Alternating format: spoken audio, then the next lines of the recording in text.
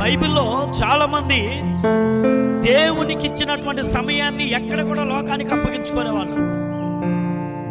వాళ్ళ స్థితిగతులన్నీ మార్చబడక ముందుకు వాళ్ళు లోకానుసారమైన జీవితాలు లోకస్తులు అయిపోయారు. కానీ ఎప్పుడైతే వాళ్ళని తండ్రికి అప్పగించుకున్నారో వారు తన ఉద్దేశాలు నెరవేర్చే బిడ్డలుగా నిలబడ్డారు.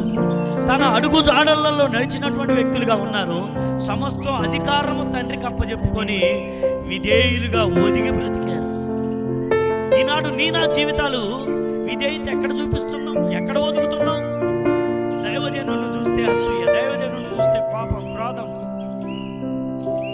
హల్లెలూయా. ఈనాడు చాలా మంది ఆత్మీయ తల్లిదండ్రులను ప్రేమించరు. ఈనాడు ఎక్కడ చూసినా ఆత్మీయ తల్లిదండ్రులను ప్రేమించరు. ఆత్మీయ తల్లిదండ్రులను ప్రేమించిన వాడు నిజంగా నా దృష్టిలో ఎందుకు పనికిరానటువంటి వ్యక్తి అయిపోతాడు.